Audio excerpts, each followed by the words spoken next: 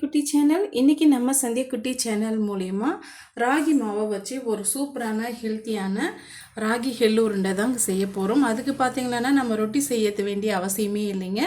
இப்போ நம்ம ஈஸியான மெத்தடில் சட்டுன்னு எள்ளு உருண்டை எப்படி செய்யுதுன்ட்டு நம்ம பார்க்கலாம். அதுக்கு பார்த்தீங்கன்னா மெஷர்மெண்ட் கப்பில் 1 கப் அளவுக்கு நான் ராகி மாவு எடுத்து வச்சுருக்கேங்க.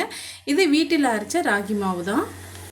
இப்போ ராகி மாவை நம்ம வறுத்து எடுத்துக்கலாம். அதுக்கு முன்னாடி 1 டேபிள் ஸ்பூன் அளவுக்கு நெய் ஆட் பண்ணிக்கலாம். ஈஸியான மெத்தடில் பேச்சுலர் கூட ஈஸியாக இதை நம்ம செய்திடலாங்க. அவ்வளோ டேஸ்டியாகவும் இருக்கும், ஈஸியாகவும் இருக்கும். இப்போ ரொட்டி செய்யறது ரொம்பவே கஷ்டமான ஒரு விஷயம். அது டைம் எடுத்து நம்ம செய்ய வேண்டியதாக இருக்கும். இது ஈஸியாக செய்து முடிச்சிடலாங்க. ஒரு 10 நிமிஷத்தில் நம்ம ராகி எள்ளு உருண்டை செய்து முடிச்சிடலாம்.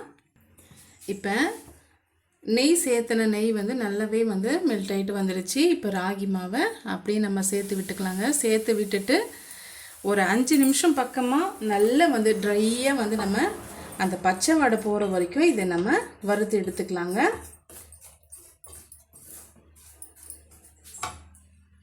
இந்த அளவுக்கு நம்ம வறுத்து எடுத்துக்கிட்டோம். கிட்டத்தட்ட பார்த்தீங்கன்னா நான் ஒரு 5 நிமிஷமாக நான் வறுத்து எடுத்துக்கிட்டேங்க. இது வேறொரு பவுலுக்கு மாற்றிக்கலாம்.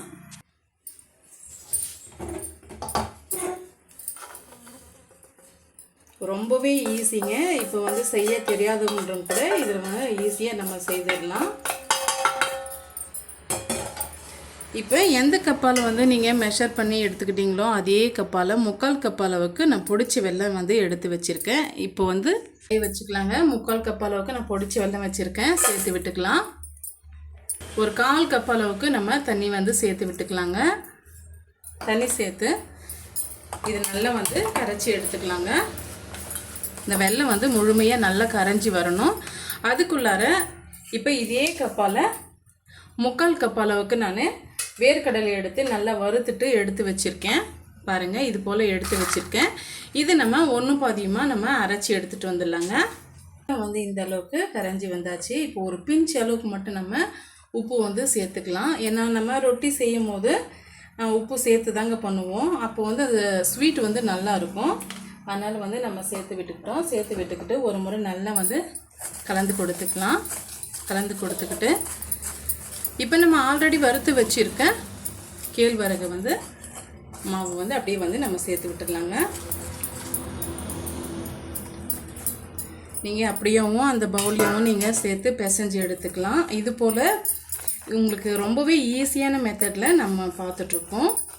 பாருங்கள், இந்த அளவுக்கு நம்ம செய்து முடிச்சிட்டு பிறகு நம்ம இப்போ நம்ம அரைச்சி எடுத்துகிட்டு வந்தோம்னா வேர்க்கடலை அதை நம்ம சேர்த்து விட்டுக்கலாம்.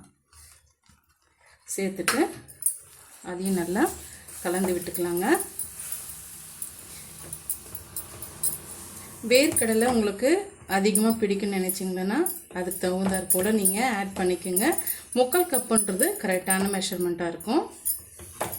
பாருங்கள், ஈஸியாக நமக்கு எள்ளு உருண்டை ரெடி ஆகிடுச்சு. இப்போ இது கை பொறுக்கிற சூடு வரட்டுங்க. அது வரைக்கும் நம்ம ரெஸ்ட் விடலாம்.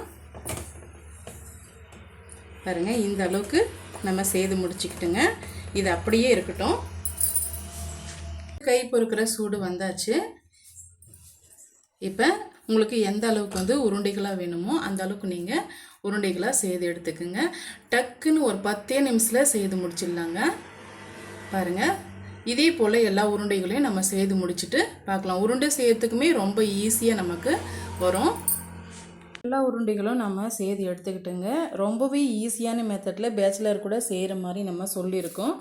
இந்த எள்ளு உருண்டை ரெசிபி கண்டிப்பாக உங்களுக்கு பிடிக்கும்னு நினைக்கிறேன். இப்போ இதுக்கு மேலே கொஞ்சம் டெக்கரேஷனுக்காக நம்ம பொடிச்சு வச்சுருக்க அந்த வேர்க்கடலை பொடியை லைட்டாக நான் தூவி விட்டுக்கிறேங்க. நீங்கள் ஆப்ஷனல் தான், விருப்பப்பட்டால் நீங்கள் சேர்த்துக்கோங்க. ரொம்பவே டேஸ்டியான சீக்கிரமாக செய்யக்கூடிய இந்த எள்ளு உருண்டை ரெசிபி கண்டிப்பாக உங்களுக்கு பிடிக்கும்னு நினைக்கிறேன். பிடிச்சிருந்தால் மறக்காமல் சந்தியா குட்டி சேனலுக்கு சப்ஸ்கிரைப் பண்ணுங்கள், லைக் பண்ணுங்கள், ஃப்ரெண்ட்ஸ் அண்ட் ஃபேமிலியோட நிறைய ஷேர் பண்ணுங்கள். தேங்க்யூ.